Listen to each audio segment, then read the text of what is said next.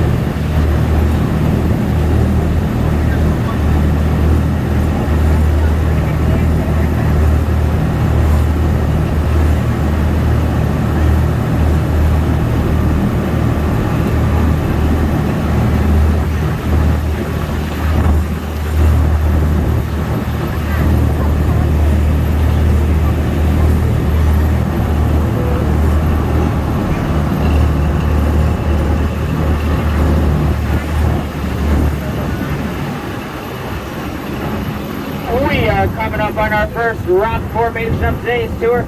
You guys follow the shoreline on the left all the way down. There's a little rock sticking out towards the end, kind of in the shape of a mushroom. That's known as Pulpit Rock. Back in the early 1800s, there was a traveling preacher.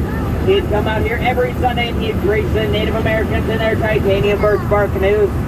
One Sunday while giving a sermon, he realized all the Native Americans had fallen asleep. So he went into town the next day to find some music to spice things up a little.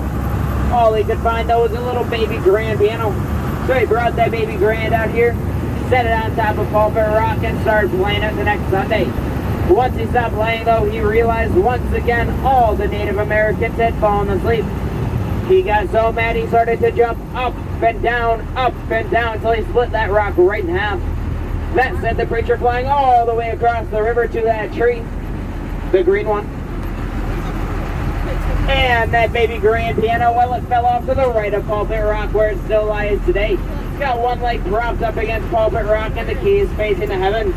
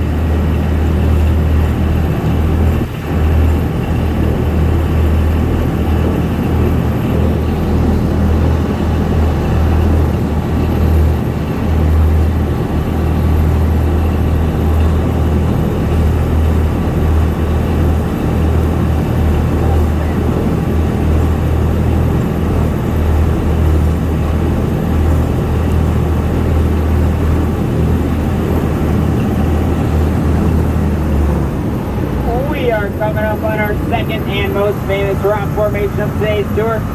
It's famously known for being featured on the cover of Life magazine back in 1962. We gotta take a look off to our left at that cliff sticking out. That's known as Hawk's Peak. Now, the reason it gives that name is because if you use your imagination, that top rock coming out, that could be the Hawk's upper beak. The lower rock could be the Hawk's lower beak. And that rock in the middle, well, that could be the Hawk's tongue. Now, if you guys stretch your imagination just a little bit further, there's a slit in that top rock, which could be the Hawk's eye. And then on top to the right, there's a slab of rock coming out towards us, which could be the Hawk's shoulder and wing as it soars across the Wisconsin River.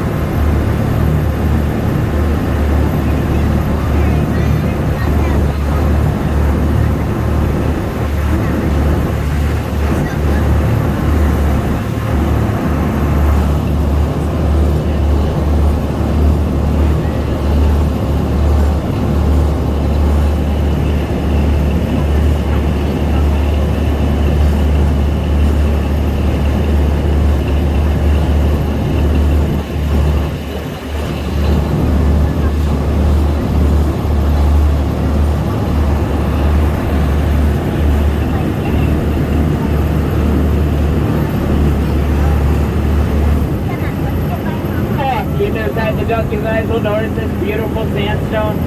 This is actually a rare type of sandstone called Potsdam sandstone, only found in 4 places around the world. The first being Potsdam, Germany, where it gets its name.